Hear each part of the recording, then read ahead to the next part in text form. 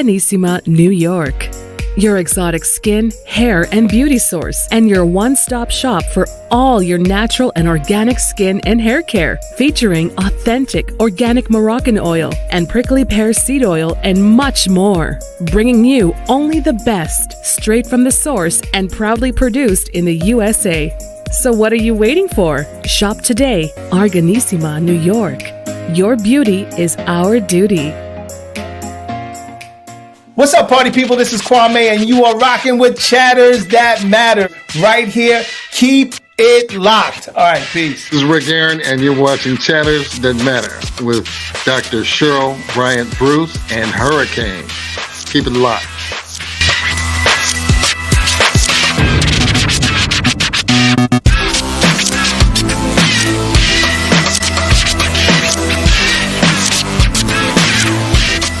Greetings, everybody. You know me, Dr. Cheryl Bryant Bruce, MD, the celebrity doc, and we are here with Chatters That Matters. Let's talk about it. I'm here with my show host, my co-host, Hurricane H, Keisha Melamati. Hello. And we are excited to have you here again. This show is your show. We're here to educate, inform, and entertain you. So come on board for the ride. We have a great show today. This is the tail end of the Autism Awareness Month. And so we wanted to wrap this up with a nice panel of very interesting, well-educated, well-informed folks that are here to bring you more information about autism. Now, this is a conversation, and we want you to be a part of it. So you can join us in our chat rooms asking questions, and our guest will be happy to answer those for you. And we want you to be a part of the show. So without further ado, I am going to start by introducing our first guest, good Dr. Anshu Batra. And Dr. Batra has had the honor of previously being on the Oprah show. So I'm feeling very honored to have you on my show following Oprah. It doesn't get bigger than that. Dr. Batra, welcome. Thank you, Cheryl. Thank you for having me. And thank you for the audience to take an interest in this subject that's very near and dear to my heart. Absolutely.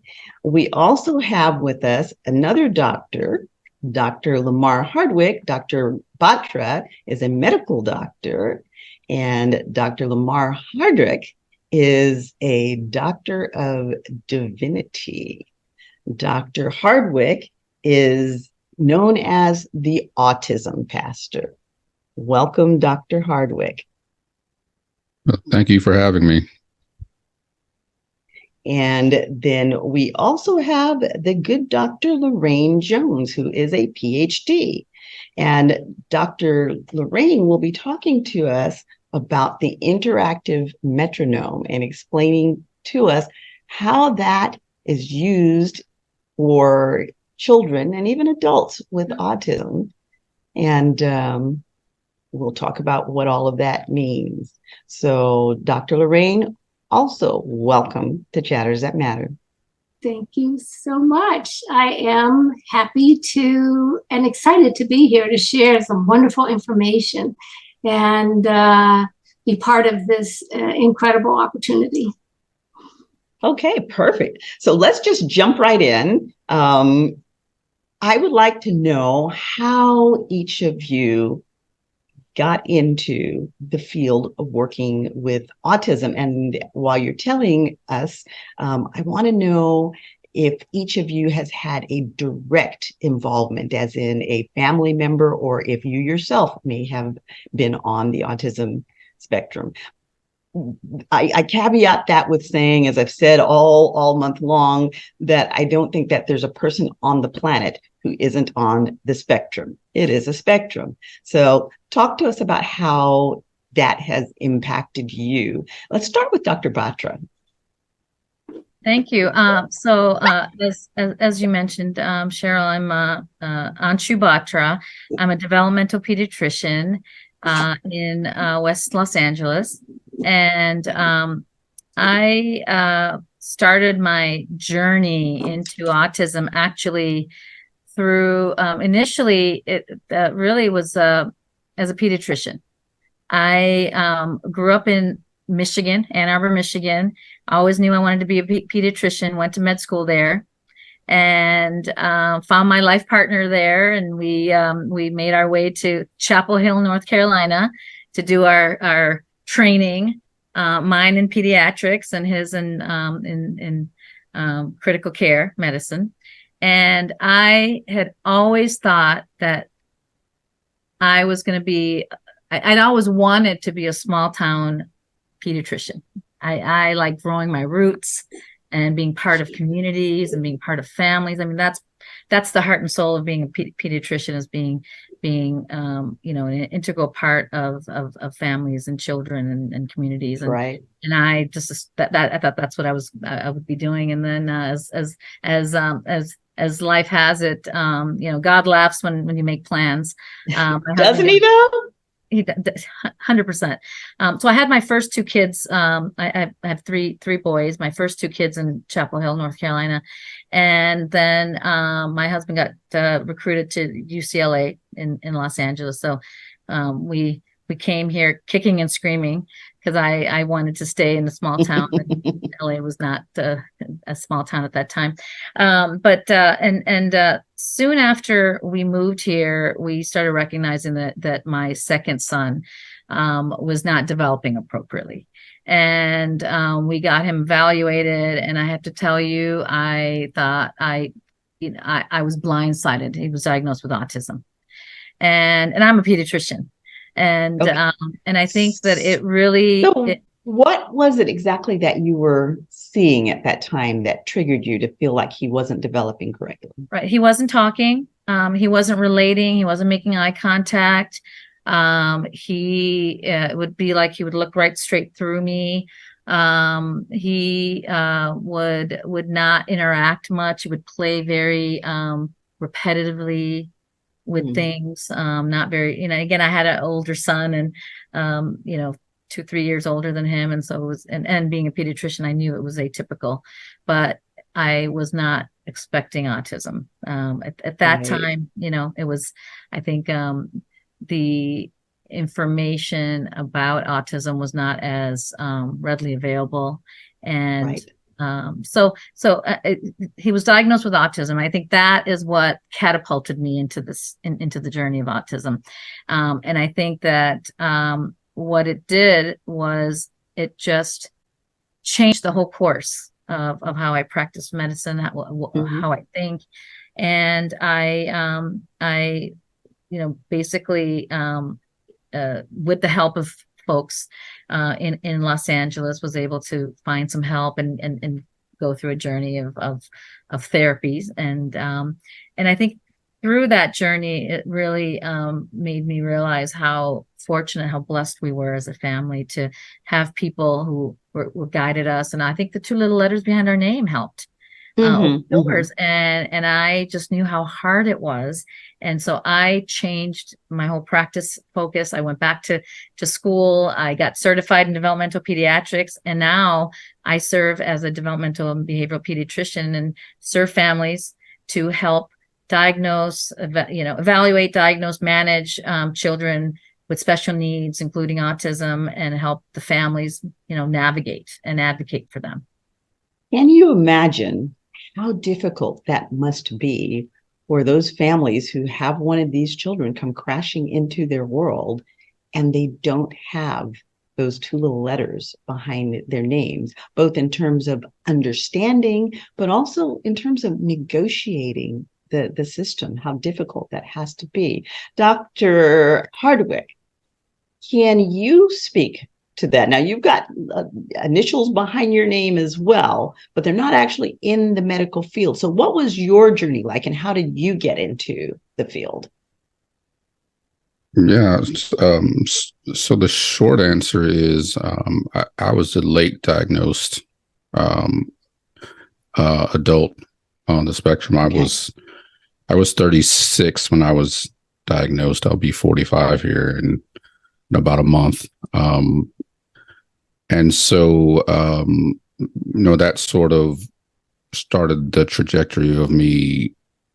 I'm a pastor, an author. And so, being someone in the faith community started the trajectory of me exploring why our faith communities tend to not be a central hub of support for families impacted by autism and other disabilities. And so, I was late diagnosed, but I tell people that I knew probably around the age of 7 or 8 that there were significant differences between me and my peers. I didn't understand things. I pretended to understand a lot of things. My mom records. Of course, this was after I was diagnosed. We were doing some history with my therapist that diagnosed me. She mentioned that when I was in 2nd or 3rd grade, a teacher told her that, your son is very smart, but there's something wrong with him and I can't figure it out. And so I knew, I just didn't have the language to explain why I didn't understand things. I didn't understand why people did certain things. And come to find out, it was just the inability to read nonverbal language like body language, social cues, facial expressions, all those types of things. And the last thing I'll say is it was a challenge, even though I was verbal, but, we've all heard the saying that 90% of all communication is nonverbal. So if you're someone like me who doesn't have that translator, you can imagine how much you miss. Yes. And how difficult it is to navigate a world where people are, quote unquote, saying things that they're not actually saying, and they're expecting you to understand what's going on. So 36 years old, I was diagnosed, and I've just done a lot of work in churches and faith communities trying to make them more accessible for people with autism and other disabilities. Now, let me ask you a question. As someone who was fairly impacted on the spectrum, people have a misunderstanding of what autism is. And some people are under the mistaken impression that people with autism don't have feelings because they may be blunt and they may be even corrosive in the way they interact. They seem like they are insensitive. But my experience with people with autism is that that's absolutely not correct. And that not only do they have feelings, they have intense feelings. And one of those intense feelings can be isolation. Can you tell us what you were feeling as you were going through that? That's a big question. It requires a little bit of context. At the time, I was doing my doctorate, and as a part of one of the classes, we had to ask 7 people who knew us or worked closely with us to do an evaluation. And a gentleman that I work with at a church, who I respected, wrote an evaluation of me that literally read like diagnostic criteria. He said, Lamar has a hard time picking up on social cues. Lamar gets laser focused on one task at a time. And to be honest, I had never heard the term social cues before. So like most people, when you don't know something, you Google it. And so I started to learn what that was and started to understand this is what people have been saying about me my entire life, that I look mean, I don't have facial expressions, I sound like a robot, all things that kids would say. But at the time, I was actually transitioning from being the pastor to youth and young adults to being the lead pastor at the church I was in. And that was a very difficult period of time because I went from working with teenagers, and I tell people, nobody really thought anything about it because all teenagers are socially awkward. So I just kind of fit in with the teenagers. And but the more I had to spend time speaking in the adult service and interacting with adults, it was just really hard. It was really hard. They said a lot of things about me that I know I would never, like he walked past me, he didn't speak, he's unapproachable, he looks angry. People didn't want me to be the next pastor, especially in the South. I'm in Atlanta, in the South, where the Bible Belt, and people Yes. Expect you to be extroverted and those types of things. And yes. And I had a really hard time. And that's really what drove me to get some help, because people were saying things that I was doing that I know I would never do on purpose. Right. And so as you talk about the feelings, it was very hurtful, because I knew I would never treat people that way on purpose. So I realized there's something I'm missing. And I had to ask myself this question. And that question was, what do people experience when they experience me? Right. And that's what sort of led me to understanding how people felt about how I behaved. Mm-hmm. And it led me to getting a diagnosis. But it was a very, very tough, lonely. I grieved a lot, because it was like meeting myself for the first time. Right. Not the person I thought I was presenting, but there's this totally different person that everybody's experiencing that I didn't think that was happening. So it was emotionally very, very tough. And that's interesting, because I actually, I haven't recently given it, but I used to fairly frequently give a talk called Mask, and talked about the mask that people wear and how the way we perceive ourselves as presenting and the way that somebody else sees us, it may be two different things, and that the mask that we are showing them may not be the one that we actually want them to see. And even as we look in the mirror at ourselves, we're looking at ourselves through a mask of our own self-perception, and that may not be what the world is connecting with. And when the two are not in congruence, then we get things coming back at us that we don't anticipate. We think that people should be responding to us one way, they're responding to us another way. And it creates incredible stress, and can create, that stress causes inflammation and can even create disease. So we see diseases, both physical and mental and emotional, cropping up with that kind of discongruence. So it is very interesting that you explain it that way. And that is something that everybody goes through. We're born putting on a mask. I mean, the average baby comes into the world, puts on the cute little googly, cuddly mask that connects with the parent strongly and makes the parent want to be a part of that child. Sometimes with children who don't do that as well, there can be a disconnect, and the parents can have a difficult time connecting. And as that child grows, they also experience what you're describing, having that disconnect where people are judging you and reading you in ways that are totally unintentional for you. And that read can actually be very, very hurtful to the person who has autism and is experiencing that incongruence. Now, Dr. Lorraine, how did you come into this field of expertise?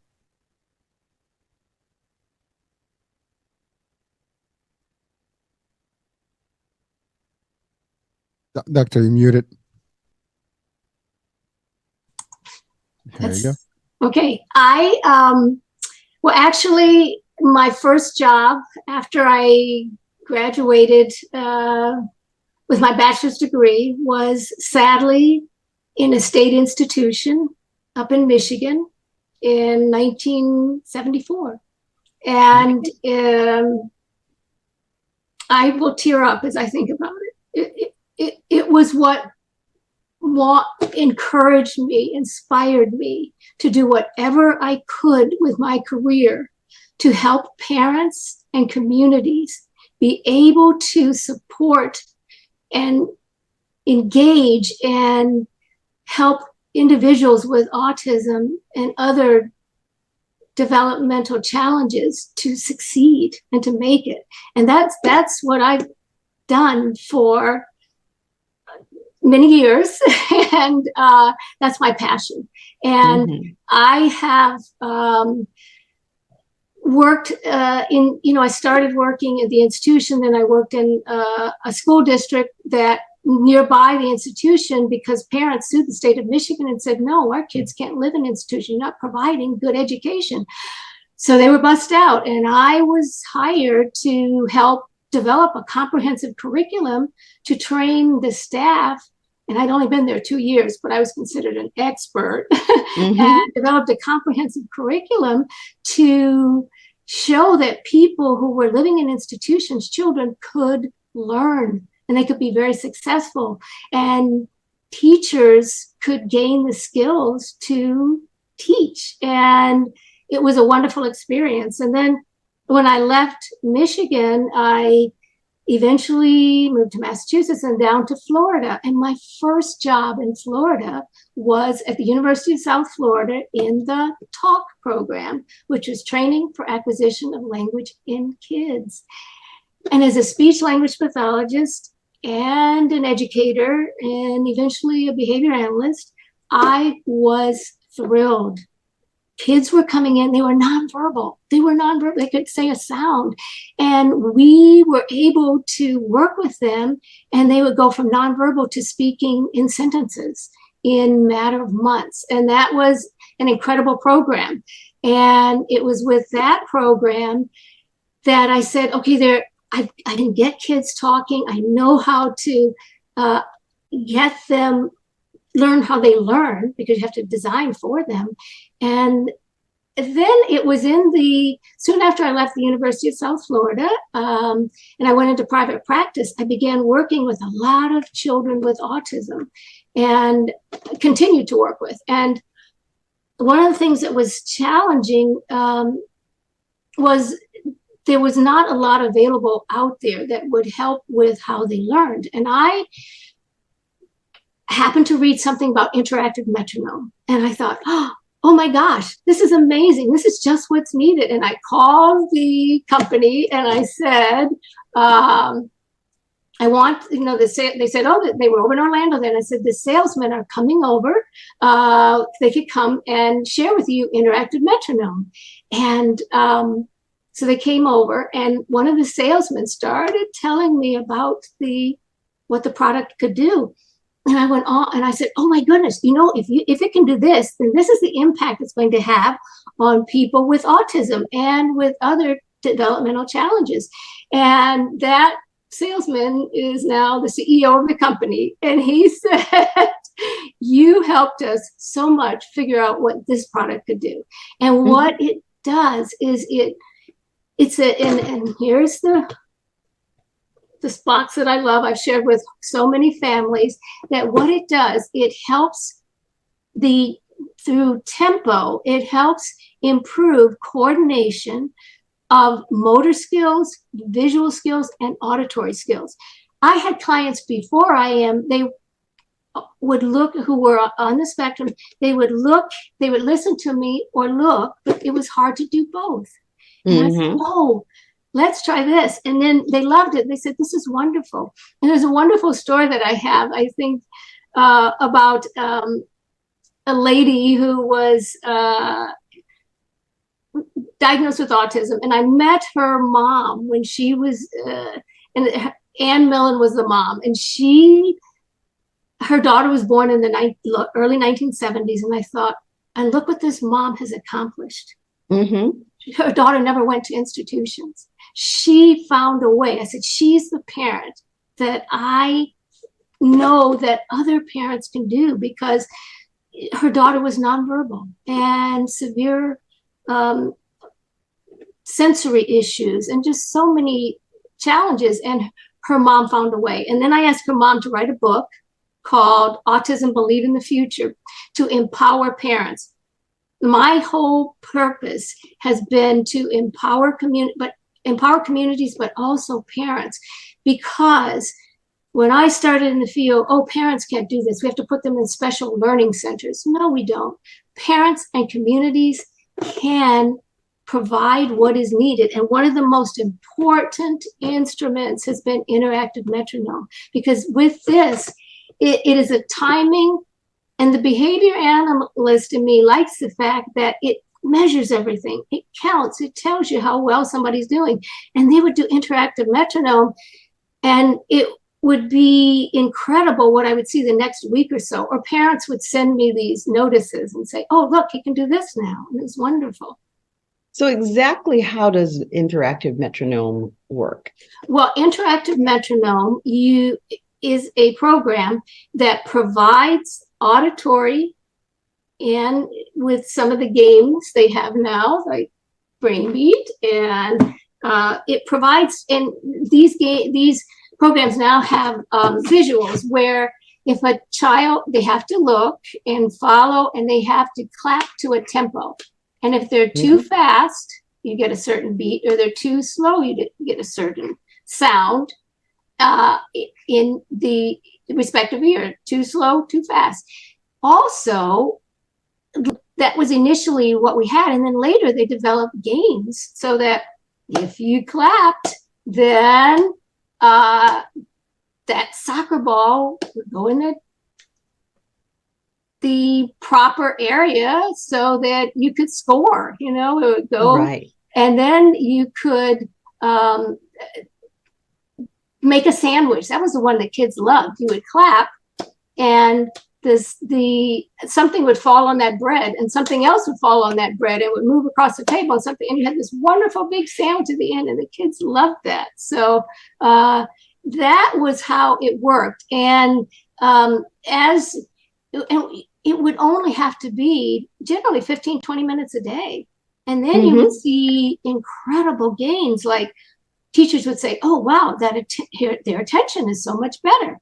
And the parents would say, oh, wow, they can do tasks around home much better. And eye contact is incredible. And the only thing I did differently was the interactive metronome. And there are other programs that I have done as well. I have a program called Smile Talk Soar, which is a way to work with young nonverbal children to get them. It's the smile part where I smile and I hold it, and eventually, and then and I think that's really, really important and interesting, because as Dr. Hardwick was talking about, and I worked with another young man recently. Actually, he's not that young; he's in his 40s, but was very, very successful businessman. But one of the things, like Dr. Hardwick experienced, is this perception of him being mean or unapproachable. And I actually spent many hours working with him, teaching him how to smile. And, people think about smiling as just coming automatic, but it's not automatic, Actually, in my program with young kids, what I do, because we are wired as human beings to respond to things in the environment, operant, that something occurs, and over generations and hundreds and thousands of years, we have learned that there's certain things that if somebody looks over there, you're going to see what they're looking at. They don't have to say look, typically. So what I start with is smile. And what I say is to the parents, I want you to smile, and I want you to hold it and don't move for a while. Because too often we're smiling once. So I go smile plus hold, and that's all the child sees. There's nothing else to distract. And then I come in, and you know how I test if parents have been following that? When they come in the waiting room that next week, I was like, yep, you've been working on that. I can see it. That child walks in and smiles. I had this wonderful story. Oh my gosh. There was a little kid I started with. He was active military, and he was stationed in Middle East, and I had started working with his little one, and he went from minimally verbal, nonverbal, to verbal, saying words and smiling and engaging. And the mom was so excited. And when the dad came home for a visit, he came in, and he walked in, and he just looked at me and said, oh my gosh, you've worked miracles with my son. And as I walked out of the dad sat in the waiting room, as we walked out of the therapy session, the little boy broke into a big smile, ran to his dad, hugged him, saw a kid across the room, and then took that kid and said, hey, let's play. And they played tag around the room. And dad is like, I've never seen him do that. That's amazing. I said, that's what he's learned to do. And once we learn to read somebody's communicate, smile plus whole, and then start to read some of those gestures. It's not that I teach it, it's just that I do it in a way that because we're wired to attend to that, that's how we developed, they attend and they learn from watching, like, oh, it's over there. And they'll look, oh yeah, oh, it's over there, that kind of thing. Dr. Hardwick, how difficult was it for you to connect with that sense of smile and to attach meaning to it? I think the biggest challenge is that we do mimic behavior, but if your neurology doesn't allow you to, I tell people we have to have a translator to translate the meaning of certain movements and facial expressions. And if you don't have that from an early age, it becomes increasingly difficult to recognize it. And so as part of my evaluation, I had to take an assessment of different facial expressions. And I think I got maybe 3 out of 30 right. And smiling was something that I was only able to consistently recognize when it was attached to laughter. Okay. So, so that makes it difficult to know it, when someone's smiling, especially if it's not at the end result of a joke or something funny. Because really that was the only way that I knew, okay, I'm definitely certain that is a smile. And I imagine that has to be difficult too, because there can be different smiles for different things, and smiles can have different meanings. I mean, I kind of liken it to speaking Chinese. I was learning to speak Mandarin, and the Chinese have a million different ways that you can say shh, depending on what the intonation is, shh, shh, shh, and for like the first year, and I'm good with languages, but for the first year of speaking Chinese, it took me a long time to get the intonations. I mean, to just even recognize that they were there. And so I was missing context. I was missing the whole meaning. And I imagine that the smile for someone who's dealing with autism at a more advanced level is kind of that experience of having to sort out not only whether this is a smile, but what exactly does this particular one mean, and how do I connect to it? What is my response to that smile? Is it appropriate for me to smile back, or is this person actually smirking at me and I shouldn't be smiling back at them? Or is this a sardonic smile and I might need to run for my life? It just being able to read the smile. Yeah, there's so many factors that go into being able to read body language and facial expressions and social cues. And one of the things that I share often is that sometimes I can process it, but it's too late. Like the interaction is already over, because you only have about half a second to a second, maybe two, to it's the way I explain it to parents who I've mentored their children. It's like tennis. Once that ball is hit across, you got to hit it back immediately. And so what I discovered is that there are some things that I would walk away and think, oh, that's what they meant, or oh, that's probably what that was. But that interaction and the challenge is, especially as you get older, is people have far less grace for you the older you get, because they expect you to quote unquote know how to behave. And so that interaction can be over and done with, and I might not get a second chance to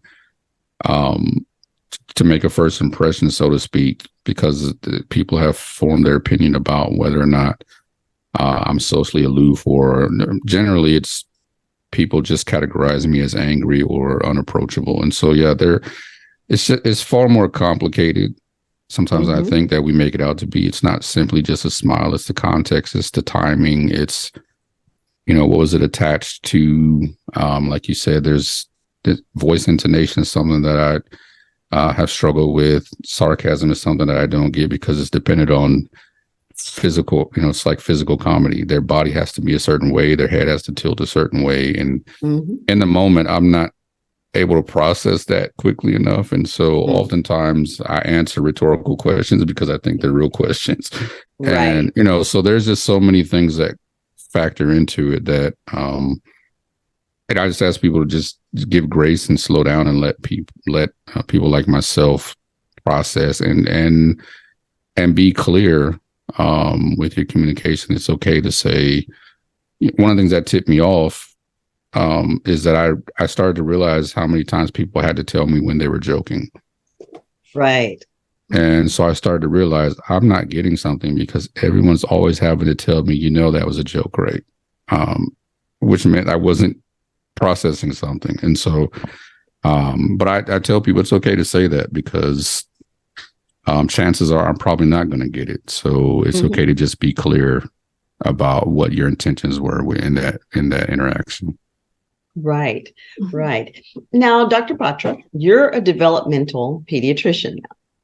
And we see this time and again with kids with autism and with other developmental disabilities for that matter. There are things that can be done, like the interactive metronome. And then one of the programs that I worked with when I had the Gregory Center for Exceptional Children and Families, we also worked with patterning. And patterning basically was you took the baby all the way back to the point in development where they may have arrested or not processed. And so we did things like commando crawling, and then we switched it to regular crawling to get the brain talking to each other from side to side and to open up communications. And there were lots of things done.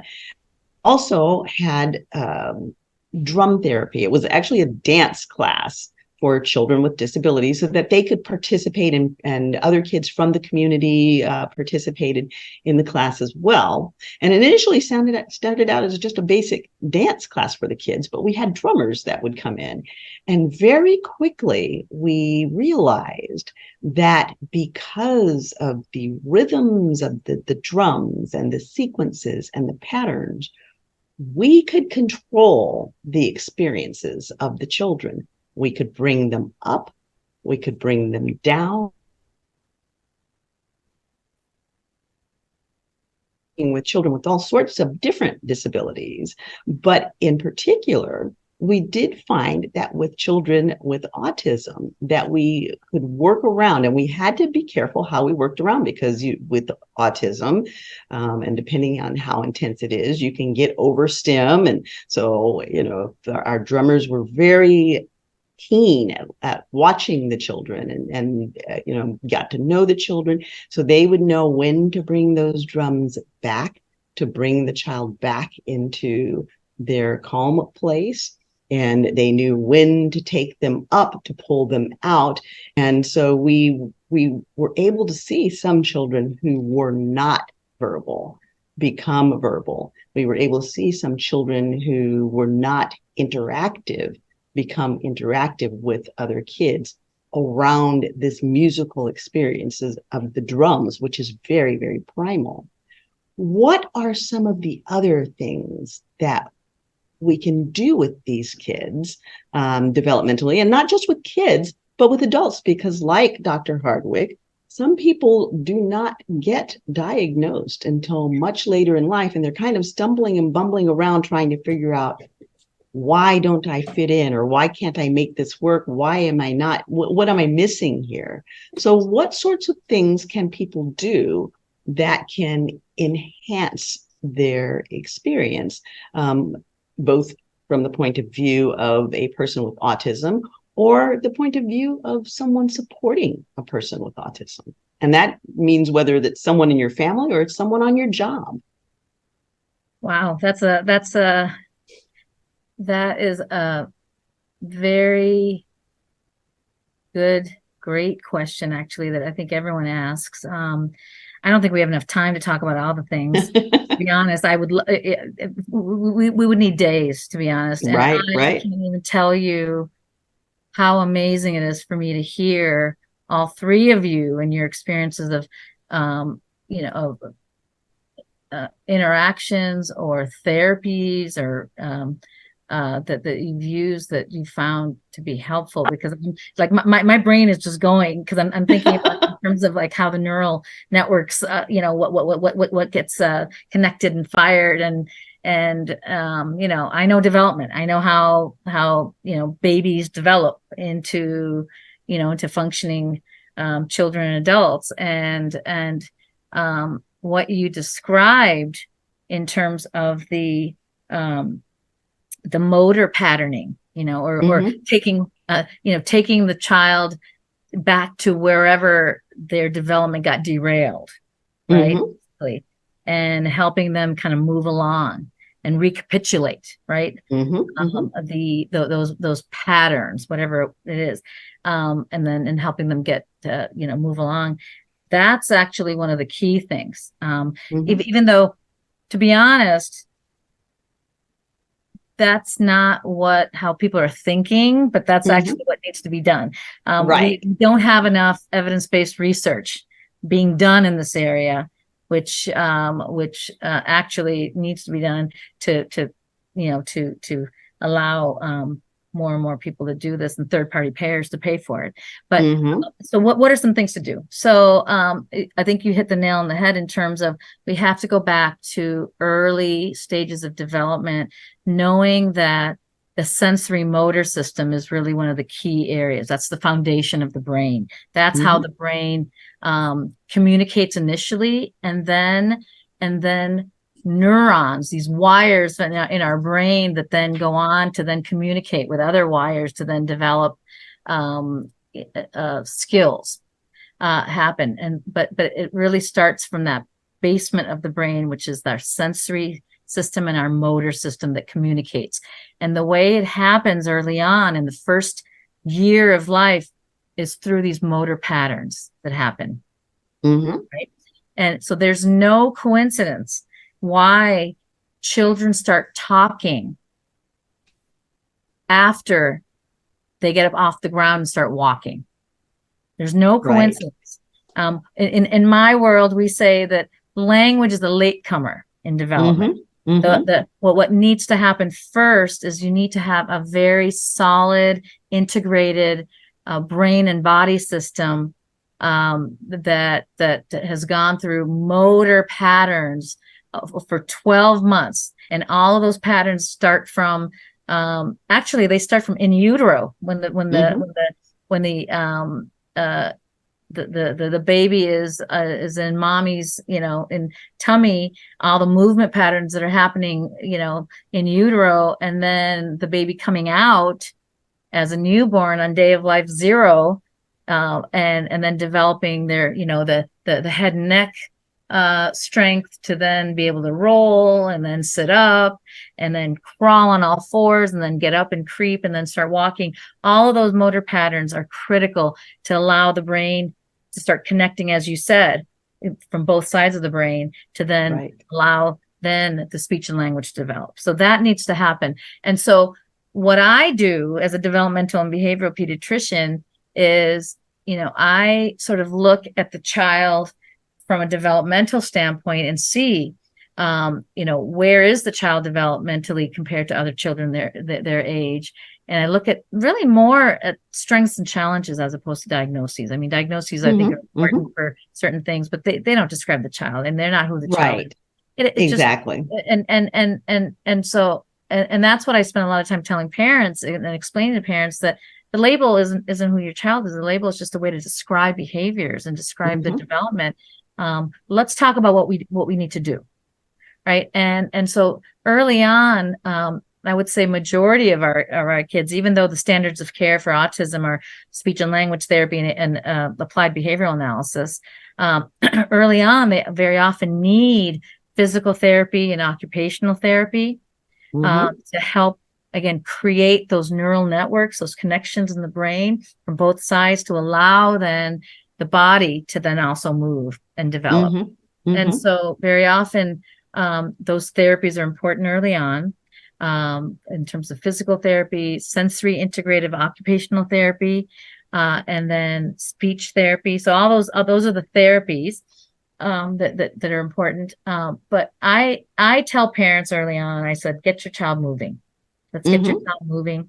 Let's have them move, make those patterns of, that you described, have them practice those movement patterns, whether it's in the living room, take all the cushions off your couch and have the child be comfortable with navigating on all fours, from the carpet to the couch, to the pillows, to the carpet again, help their brain register all those movement patterns so that they're then able to then move on to then develop the other ongoing developmental skills.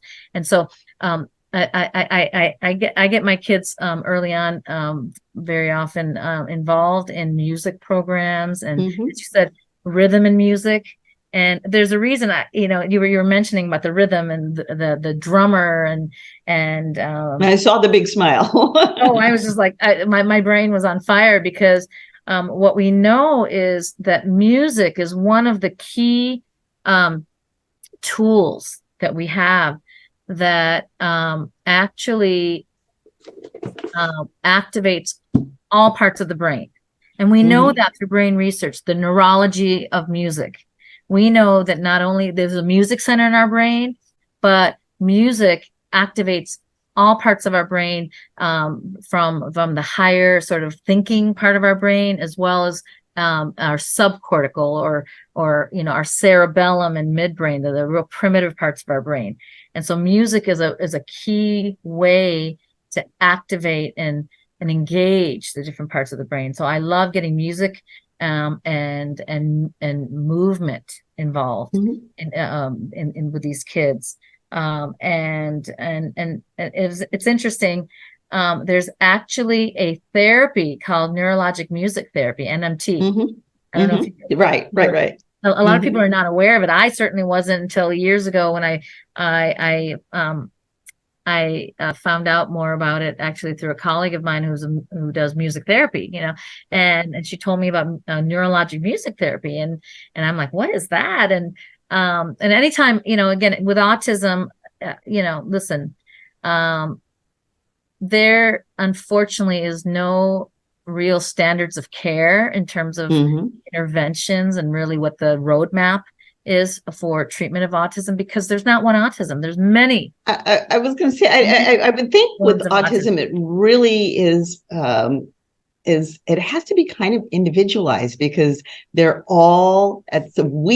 all at a different place on the spectrum. And depending on where you're landing on that spectrum, that's going to determine. Right. It determines. And that's actually what now medicine is sort of shifting to, is not just looking at autism as a big, as a term, but to describe individuals, but really individualizing and endophenotyping, right? So individualizing the different types of different. So we're getting all of these letters falling out, the PDD and all. I mean, just it's like what? There's been a big reshifting of how autism is described because of now through brain research and through a lot of research over the last couple decades. We know now that there is not one autism. There's probably a gazillion. A gazillion, and at least in my, as I'd like to say, 25,000 years of doing this, I can probably identify 5 or 6 different subtypes. Just in my own practice, I can tell, and based on which subtype it is, that determines then how you address it. There are some individuals that have more, as I mentioned, like more of a sensory motor sort of type, and they need more of the physical interventions. There's some that have more of a language base, and they need more, maybe the language sort of intervention. There's some that have more of a medical or biomedical sort of type, and they may need more medical sort of interventions, and there's Right. some that are more behavioral and need more of a behavioral approach. So it's such a spectrum, which is why it is called an autism spectrum disorder. But Right. I think that, you know, the movement piece, I think is just, it so resonates with me, because I do find that is a big part of how the brain develops and how it engages and integrates and develops the skill sets. And I do feel that is one of the core issues that I find in a lot of my individuals with autism, they struggle with, or they have deficits in. Okay. Now there is another core issue, but I do want to ask before I jump to the next section, because this is such a huge topic that we could talk forever, and we're trying to kind of shrink the length of our shows down a little bit. So we're going to kind of encapsulate it, but I definitely am going to bring all of you back, because I just see hours and hours worth of conversation around this topic. Dr. Hardwick, with regards to music and rhythms and tonalities, how has that impacted your life, and how have you been able to use it to your advantage? Yeah, music is a big part of my life. I think for most people, this is generalization, but for most people on the spectrum, we tend to be able to recognize patterns and to appreciate patterns and rhythms. Some of that, I think, is why neurologically we tend to lean towards repetition, right? It is most natural to us. Like I do the same things the same ways, eat the same things. I even joke that I buy the same clothes. You know, I this black shirt, I probably have 10 of them. But music is something that is also key to that, because of the natural repetition and the rhythm. And one of the challenges, that is kind of one of the hallmarks that we see a lot with autism. They call echolalia, where one is repeating rhythms and things. So that makes a lot of sense to me. Yeah, and even if you think about things, let's listen to Dr. Batra, and even as you think about things like stemming, it is a natural way. Define stemming for our audience. Stemming is basically self-stimulation, and so that's when you see the child that likes to spin or flap. Those are typically the things that most people pay attention to, but self-stimulation is something that everyone does, even if you're not on the spectrum, right? So it's you know, biting your fingernails or popping your knuckles or twirling your hair or clicking the pen repeatedly, right? But it's that natural inclination towards repetition and rhythm. And so a lot of times I will share with parents, you know, unless a child is endangering themselves or endangering someone around them, let them stem. It's their natural way of trying to self-regulate their sensory challenges, right? Like I tell people, the best way I can describe it is like when you're driving down the road and you think you smell something burning, the first thing you naturally do is turn down the radio, as if you can't smell and hear at the same time. And so, right, but it's our way of trying to regulate one sense to get a hold of another, right? And that's what self-stimulation is. And so, but I say that to say that that's that rhythm and repetition and sensing that is built into music. So that's been a big thing for me. I go to sleep to music. I have my headphones. I don't sleep very well because of, you know, my brain doesn't make a lot of melatonin. So the doctor has me on. Finally, when I got 40, I asked for help because it was cool when I was 20 to be able to stay up all night. But when I hit 40, it wasn't cool anymore. So I finally relented and asked my doctor to help me. But those are things that I use to help regulate sensory overload. The challenges is being in an environment where I can't control the volume So as a pastor, like people ask me all the time, how do you deal with the loud noise when you're in church and the music? Well, one, I'm the pastor, so I know everything that's going to happen that morning. So that gives me a sense of control over. I know exactly how long the song is. I know we also at our church provide people who have sensory issues with noise canceling headphones. So sometimes I use mine, or sometimes I stay in my office if I'm sensory overloaded. But music is a large part of it. For me, I would just say that the challenge is when you're not able to control the volume, which is ironic because a lot of people on the spectrum, like we we have challenges with loud noises, but we tend to be loud people. Right. That is interesting. But yeah, music is a huge part, and I've actually used that for children and teenagers that I've mentored. I would ask that we had a gentleman at our church that gave piano lessons. So a lot of the parents that would come to me as I was mentoring their children, I would direct them to him as a way of helping them with a lot of the sensory things, but also giving them a sense of self-confidence is something that, because it's natural, the repetition and the rhythm, they actually tend to do very well at things like piano lessons.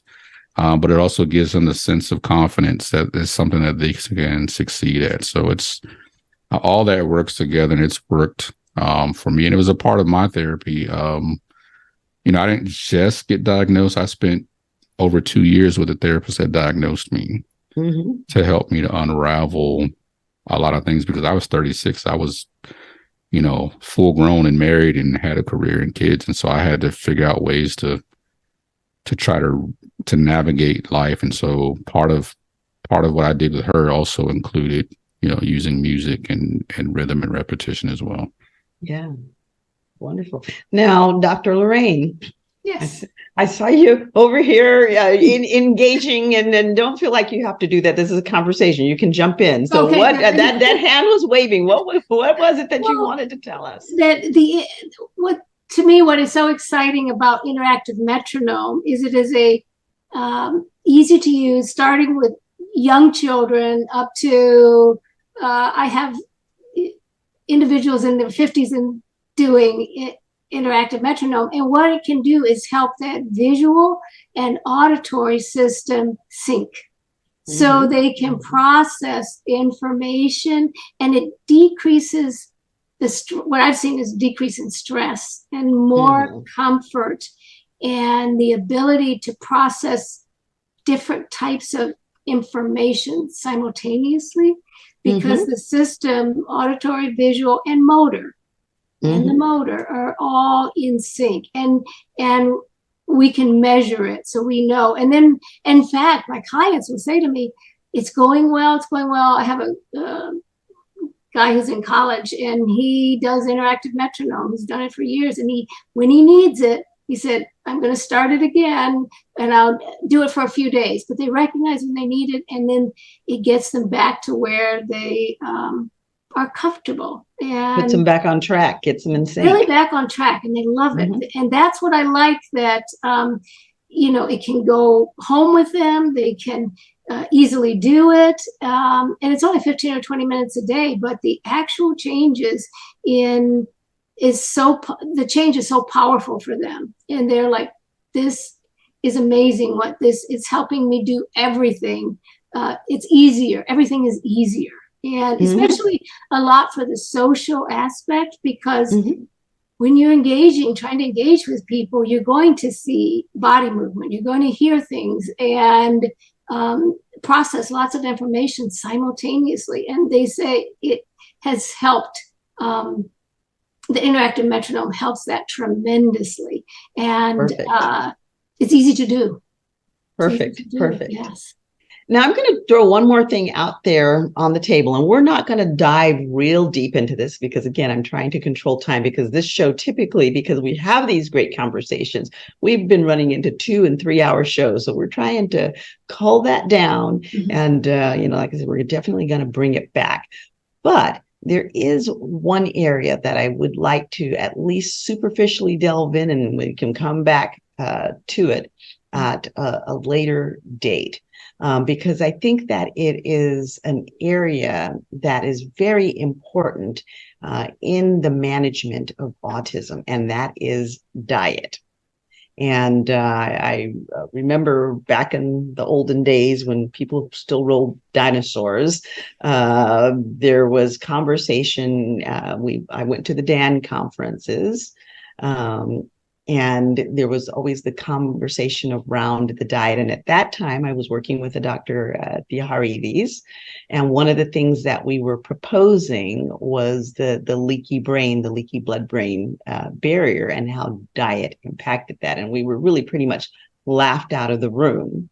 And now we've come full circle to embrace that diet does have huge impact on autism. So I'd like for each of you to talk a little bit about that. And again, keep it brief because we're going to keep this nice and tight. So let's start this one with the person who's experienced it. Let's go back and start this one with Dr. Hardwick. Sensory issues with foods, and have there been foods that, at least for you, have been able to help you deal with your autism? Yeah, I'll just say really quickly, there's always some of the challenges, especially if you are hypersensitive to certain things, which I tend to be with certain textures. Mm-hmm. But one of the things that I have used and learned as a life hack that has helped me is crunchy foods.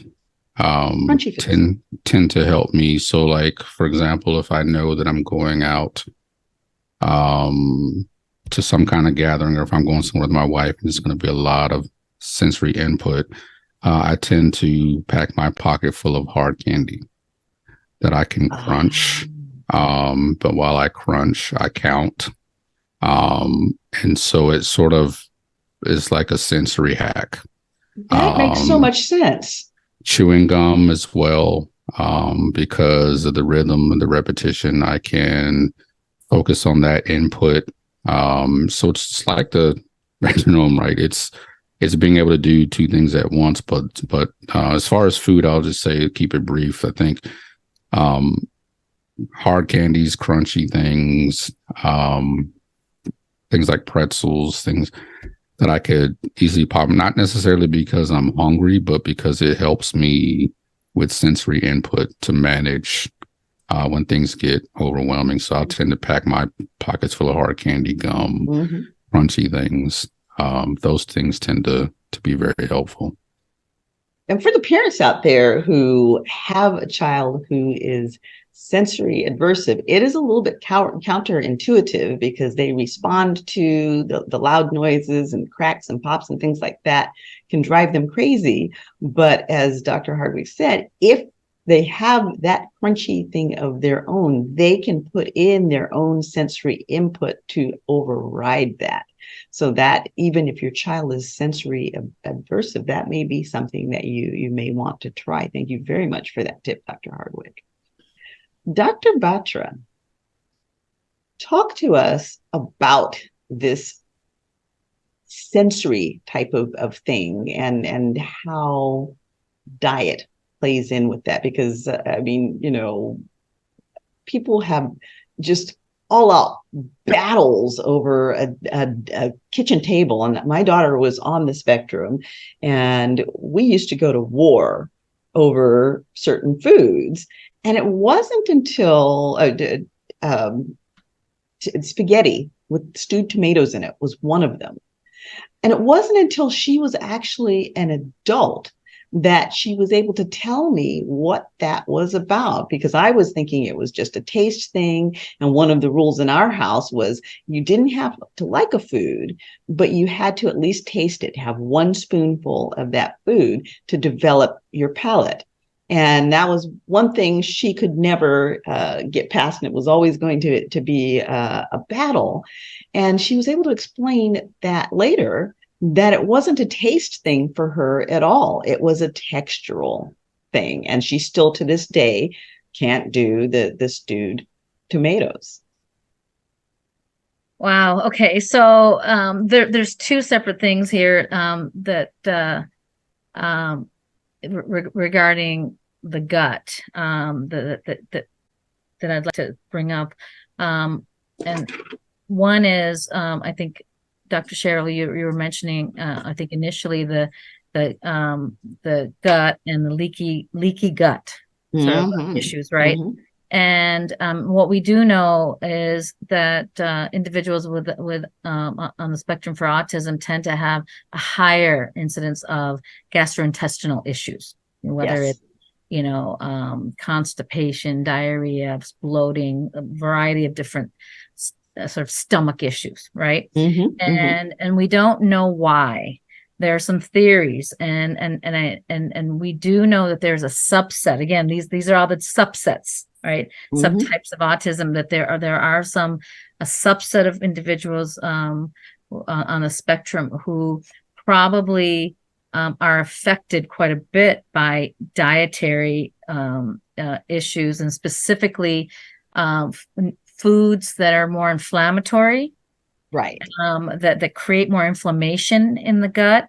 And can you just tell our audience what some of those types of foods might be? Foods would be things like gluten and wheat and dairy, right? So those would be the big ones that I think people talk about.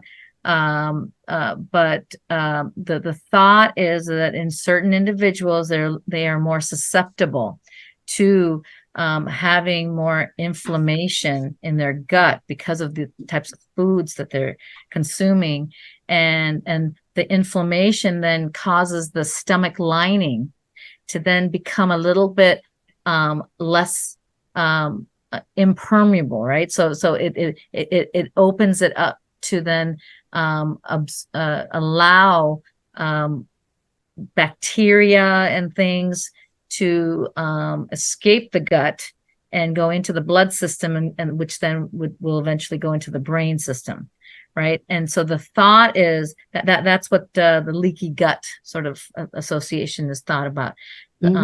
And so those are the individuals. Again, it sort of depends on what the sort of subtype the patient that's presenting to me. Those would be the individuals that I would very, very quickly have them have more of a restrictive diet, maybe try, a gluten-free diet and, casein-free diet, and see if we can, and as well as maybe using probiotics, which also helps to kind of, heal and coat the stomach lining. So the focus of the intervention, focus of the food and the nutrition is really to not only heal the gut, but also provide the gut with foods that are not inflammatory, right? Now, the second piece here is really the sensory, which is what Dr. Hardwick was alluding to in terms of foods that provide a sensory input to the nervous system that then can have a calming effect or alerting effect, right? And so that's very common. And I have to tell you, with as you mentioned about your daughter, that we have two rules in pediatrics. That there's two battles that you're never going to win with children. Eating and pooping. So you don't get into with children with those two things.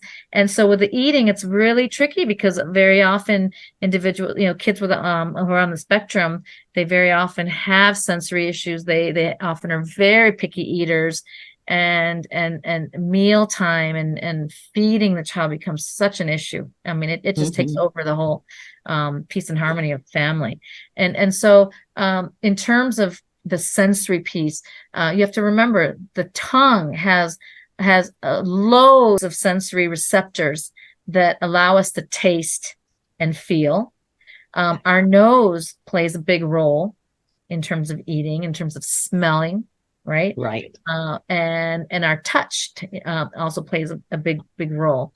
And so very often for children who may have certain sensory sensitivities, or they may be drawn towards or be calmed if they have more crunchy foods, like Dr. Hardwick was mentioning, things that he can bite into that then sends a message to his brain that this is okay, it's safe, and alerts him, and it helps him feel more calm and with consuming whatever the food is. And so again, that's where, depending on what the sensory profile is of the child, either hard, crunchy foods are helpful, or sometimes even just preparing the hands, because the tactile plays a big role in then how the child senses, the taste. Sometimes just having, speech pathologists will do this a lot, putting food like around the mouth first, and having the child then take the tongue and lick it so that it's not too overwhelming, right? So again, the texture and the taste really feeds into the sensory profile of the child, which then allows the eating to happen. So I don't know if that answered the question. And to make that piece really more relatable to a lot of people who don't necessarily have those issues, a lot of us got COVID. And part of the COVID was we lost our sense of smell. And so people talked about the struggle with eating because the food just didn't taste right, and there was a disconnect, and eating disorders and all sorts of things were coming out of that. So that just kind of, most of you can kind of relate to what a big piece the sensory actually plays in your perception of food. And when we think about what a big piece food plays societally in our relating to each other, that's major. So if you can work through that component, then it does make a big difference in the lives of people on the spectrum. Dr. Lorraine, now you have the interactive metronome. Yes. How have you seen the interactive metronome help with some of the issues surrounding foods? Well, I think what I've seen is that interactive metronome improves coordination, muscle coordination, and attention and focus. So that's a big part, is the improvement in the ability to attend for longer periods of time and to engage in more coordinated movement, which helps with all aspects, including feeding. And another part that I wanted to also mention, that with respect to textures, I think one of the things that is hard for over the years that so many have told me is mixed textures are very hard. So people have to, it's not that they don't like it, it's that their system can't tell which one it is. So I'll admit to that myself, because so I think that I am really fanatical about eating one. I'm the one that eats around my plate. I do not mix textures. Yeah, so I think that's really important to remember. But in terms of the interactive metronome, the improved focus, attention, and motor skills, the motor core, all of those can impact feeding and feeding self, and then the chewing, all of that, I think, because everything's more coordinated and they can sense movement better and anticipate and plan and execute. Excellent. Especially, I don't think I mentioned enough, but the attention and focus, extended period that where it is easier to attend for longer periods of time comfortably. And like, oh, I sat through that whole movie. Oh, I finished that. Or, it's a surprise to them that they didn't have to work at it. It just happened.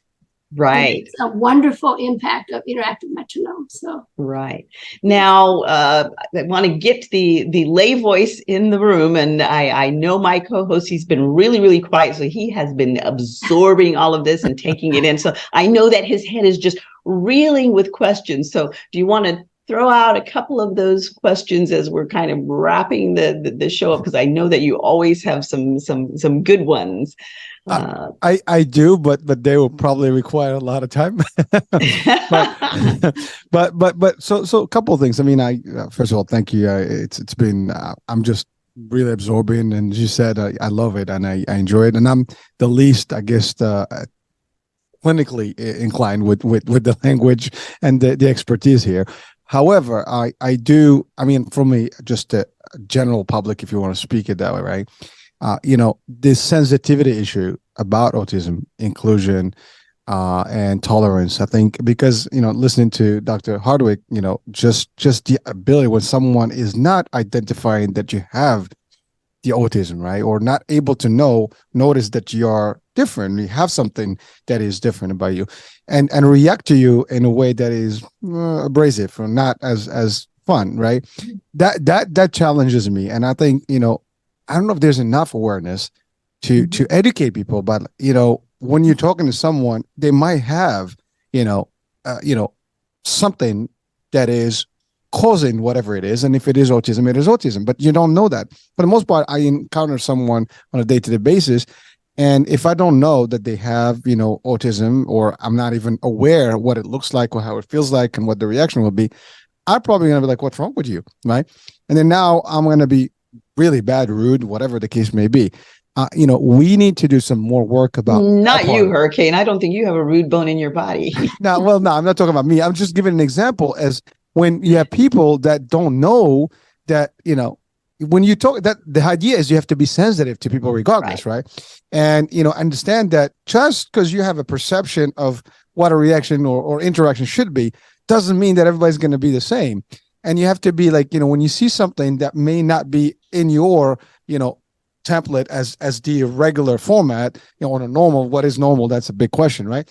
Understand that there might be some underlying, conditions, whatever they are. Mm-hmm. And in autism, it's so, I guess, spacious. It's so vague, to a degree. I mean, Dr. Hardwick, you mentioned you didn't even diagnose until 36.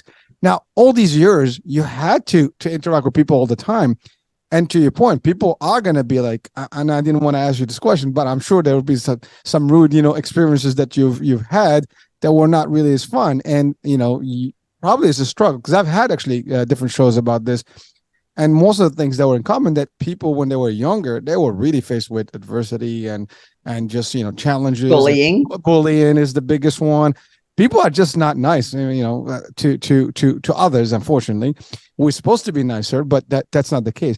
So that was kind of like one of my biggest things that I wanted to talk about, is just that, we have hopefully the ability to share more and talk about that. And I don't know if there are organizations and educational spans. It's one thing we're talking here about how you talk and work with the people with autism, but how do we work with the other side of the people that actually interact daily, and so we need to have that balance. And I think that in itself is work that needs to be done. You are speaking my language. And I me too. That is exactly why. Yep. This is not about the individuals. This is about, this is about collective society. Understanding and being inclusive, and understanding, that they're neurodivergent individuals, people with different, Well, so the challenge, doctor, is that not everybody. I mean, again, recently we're talking about autism. 70s, 80s, 90s. Like, people either don't talk about it, like there's nothing going on here, or they don't even know much about it. Now it's coming up. There's more awareness. There's more awareness. But and that's the other thing. Like, for the youth now, the children are getting the attention because there's programs and stuff. Right. Many did not have that, and so they grew up, to middle age, or even basically age through the process without having the. I have kids that I've diagnosed, and the parents they think, "Wow, that they realize they probably have some features as well," and then they go through their evaluation process. Absolutely. I think the issue is also the stigma around, developmental delays, developmental issues.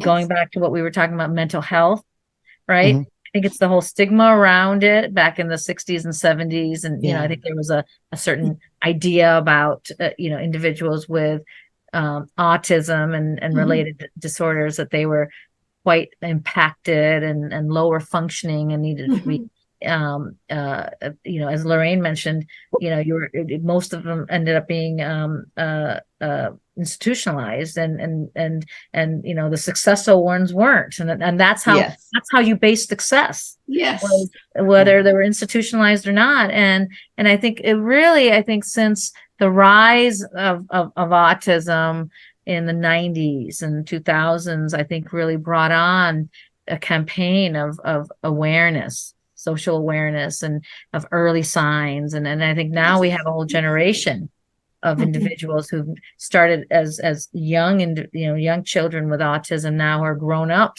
with autism, and again, it's a spectrum. So now we have to, whether we like it or not, we have to know that these are individuals that are have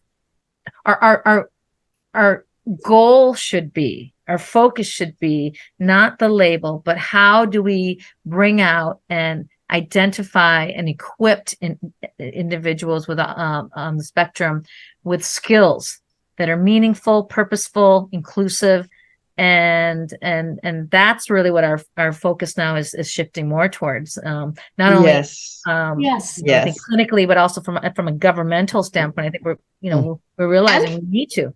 And from a social standpoint, and I mean, I'm kind of tearing up here and just really welling up, because I started with this back in the 90s in terms of trying to bring these children out into the community, bring them out into the light, to foster communication throughout, and to see it, especially in like the last few years, where you've got all the celebrities on board talking about these things, and where we're having conversations like this out in the open, where children are being brought out to participate inclusively.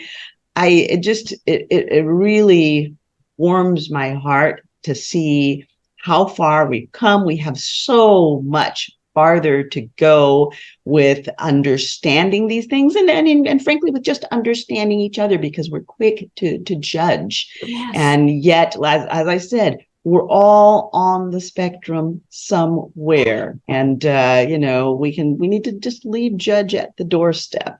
Yes. We're not, nobody died and left us boss, so we just need to leave judge at the doorstep and be inclusive, accept others who are different than we are, love the differences. Yes. Yes.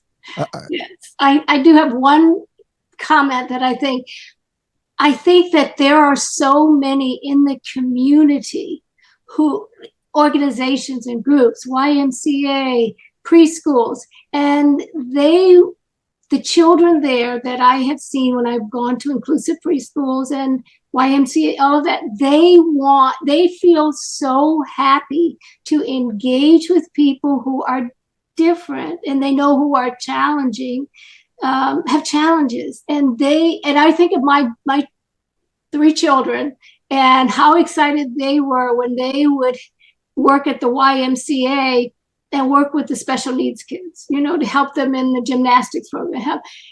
It was so powerful. It was so wonderful. And we forget that everybody gains, Yes, they feel good about themselves and they love it. So, and communities gain. And I remember one, this was decades ago, there was a gentleman, Jeff LaFleur in Tampa, and he would train gymnasts for Olympics. And we asked him at one point, because my daughters were going, would you consider working with kids with autism? He loved it. He ran, and the only classes he would teach would be the Olympic bound and kids with autism. He loved it. And everybody in his gymnastics, in his gym, loved it. So that's where I learned that communities, they feel so good when they are successful at including everyone. So. Absolutely. Hurricane, do you have any other questions? Oh, well, I definitely do, but we'll have to table that for the next, phase of this, because we talk about the spectrum and the condition and the different things that we have today and how we're working. But the question that comes to my mind, like we talk in terms of any type of medical diagnosis, right? We talk about the roots of it, what's happening behind. Is there anything we can do to prevent things like that? What makes that diagnosis originally? Can it be prevented? Those are all questions that maybe we need to talk about. Like, yes, what's before I yes, guess someone is in this world? Is there anything that can be done to identify from genetically? I mean, we are able to look at cancer, diabetes, and other things, from a DNA perspective and see if we have potential to give that to our progeny and whatever. And is there something that can be done there? Is there? I'm not sure. So that's the question that can be on the table for the next discussion. Yes. And maybe we can talk about like what can be done to educate people to do maybe work, because maybe there is a way to do something about it in advance. I don't know. And to prepare people, because if you know that it's happening, you might be well prepared, and it's a different story. So those are the things that I have in mind. But like I told you, we can start a whole hour now. Yes. That is a whole nother conversation, a very big conversation and a very important conversation. So definitely that is one that we will want to bring back. And I hope that our three guests will be happy to join us again in the future for that discussion. We have tremendously enjoyed having you, and there's been a lot of good information put out here on the table. So we definitely will love to have all of you back. Oh, thank you. Thank you very much for having us. So much. Thank you. So you have been listening to Chatters That Matters. I'm your show host, Dr. Cheryl Bryant Bruce, MD, the celebrity doc, here with my co-host, the wonderful, the fabulous Hisham Elamanti, Hurricane H. And we want you to come back again and again and again, participate with us, hit those like buttons, share it with your friends, tell them about the great conversations that we have. I mean, I know for us, we never leave the table without taking out tremendous amounts of information.